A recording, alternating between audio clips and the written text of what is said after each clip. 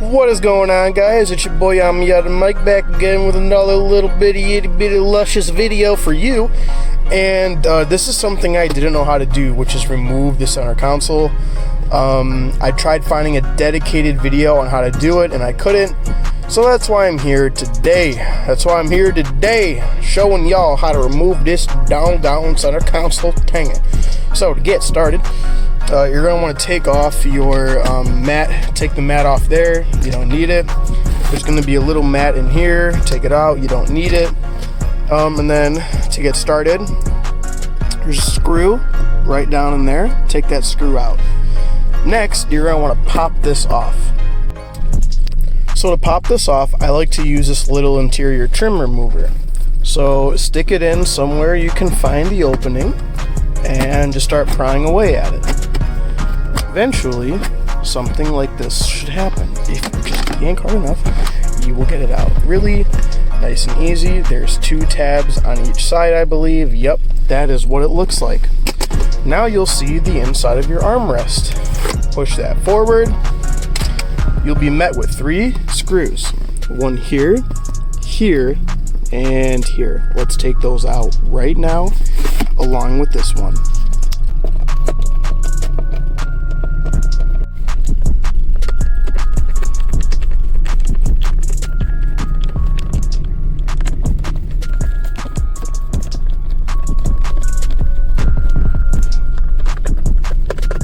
Okay, now you got your screws out. Next is to remove the shifter. Alright, so to do that, you're going to want to pull down on your shift boot, pull it downwards like that, and unscrew your shifter just like so. I already pulled it down and got it loose, and this should come right off, and there you go. Now, put your hand under here, feel for it, and then just pull outwards and lift, and you should hear it click. Pull outwards and lift. Oh, there you go. Now here's the kind of tricky part, which and might involve some swearing. This boot needs to come up here to about almost to the top of the shifter, maybe about here. And there's 2 wires under your window switches right here that you got to kind of like get your hand under and take them out. I'll show you how to do that as best I can. Okay, so here are the 2 clips you need to remove. This white one right here, and then there's another white one in like a black holder. I'm not an electrician, I can't explain it, but I'll show you.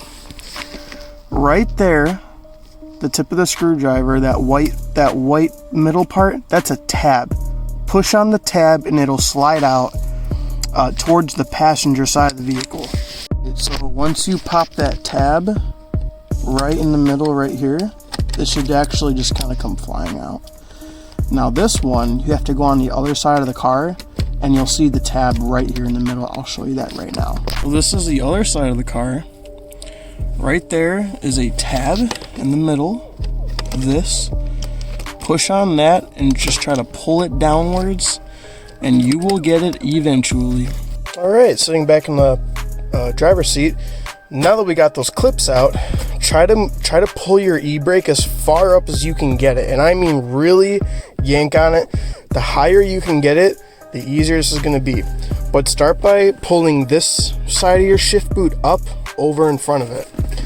And now you should be able to just take it and with enough shimmying and swearing, get it up over your e-brake. And I think mine's gonna come off pretty easy. Oh, so I thought. Okay. Come on. Don't fight it. Don't fight it. Just pops right off, just like that. And then there's your other bolt, your 4th bolt. We're just gonna loosen these, maybe like 2 or 3 turns each, and then you can just kind of take them off with your fingers from there. Now, why am I using an open-end wrench? Well, because I cannot find my long sockets, so this will do. A little tedious, but after, like I said, 3 or 4 turns, you'll be able to just take these off completely by hand all the rest of the way. Very, very easy.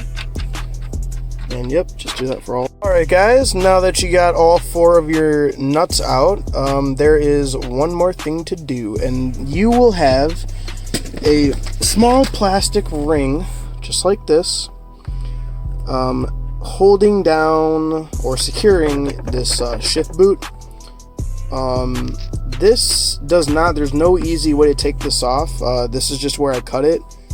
It seems to be put on there by a machine or somehow pressure fitted, but you cannot get it off unless you cut it, but that's okay. Make sure you have a zip tie, wire tie, whatever color, and just you're gonna put another one on, so it's okay. Don't worry, go ahead and cut that little plastic circle off, you don't need it. And let's get to cutting.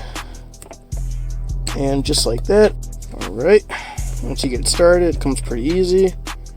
This just slides up like this, and whole shebang just comes right on off.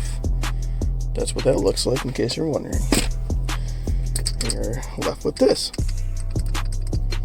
So you're going to want to take off these 3 little screws here.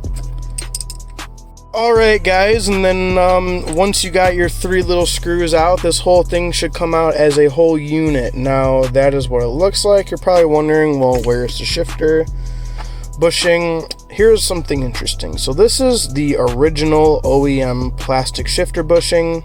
Very lightweight, actually extremely cheap feeling. This is probably some of the cheapest plastic. I mean, you can bend it with your hand.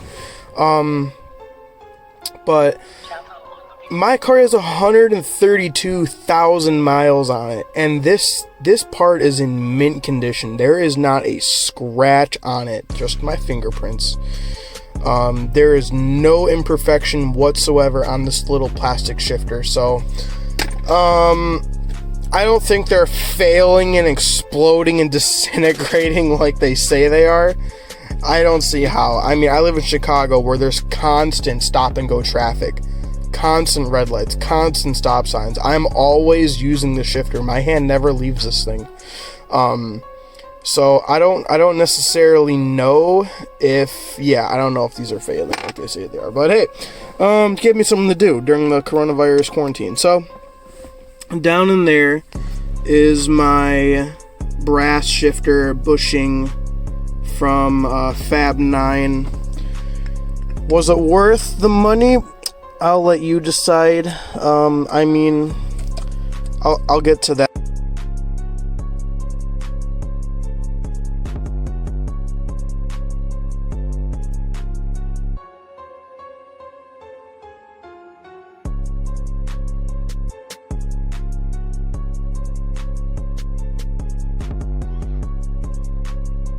Alright, so one more thing I wanted to talk about while I'm hand tightening these.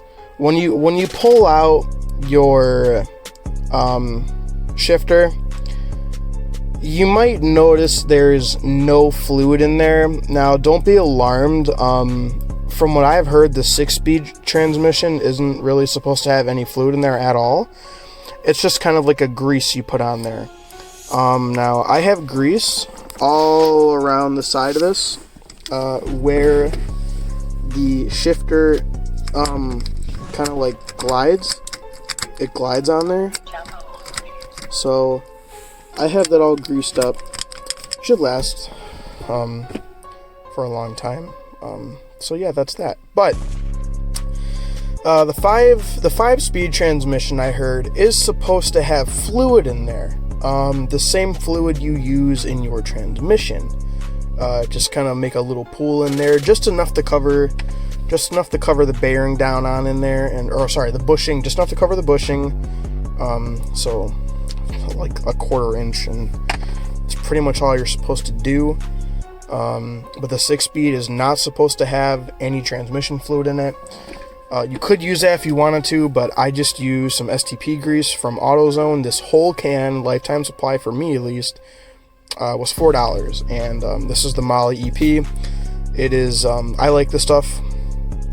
You can pause that and read if you want, but if you don't want to, it is resistant to water, moisture, super high heat, which, in case you don't know, this gets very, very, very hot, especially if you're like driving in the summer and whatnot. This thing will heat up. So yeah, that's just some, probably, that's some of the shit they don't tell you, you know?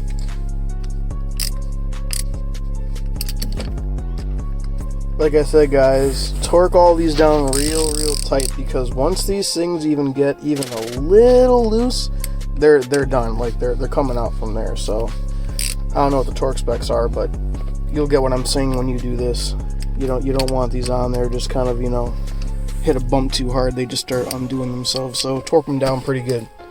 There you go. And then once you get those all put on, you will put your boot and shifter back on, just like so. Should all just fit real easy. Now the whole. Alright, now we grease that up, we're just gonna push it back down like so. Put it on about let's see, about to like there, to where it's lining up with this outer edge. Now get your zip tie, put it around there, and pull it real tightly, and that is kind of it for that. And then trim the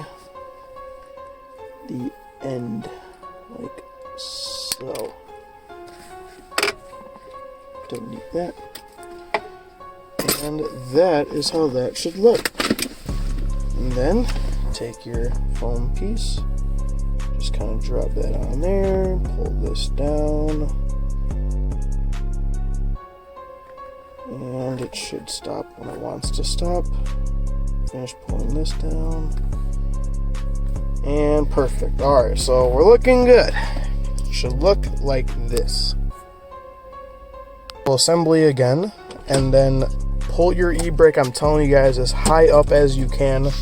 Mine is way up there. And then just kind of lower it back down through the shift boot, help it a little, and start shimmying shit left and right until it goes down. And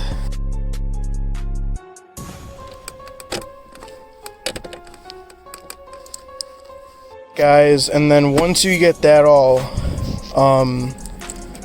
clipped in, just to make sure, check to make sure both your windows work. Mine work.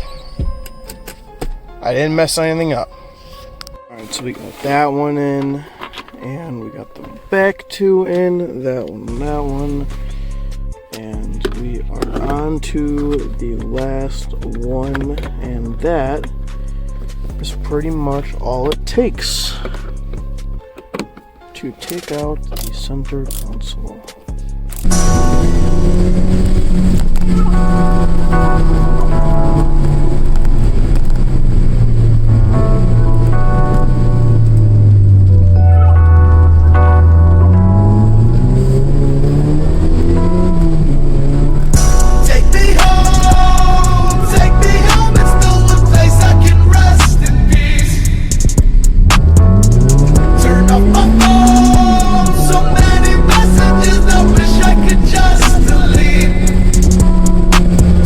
Pushing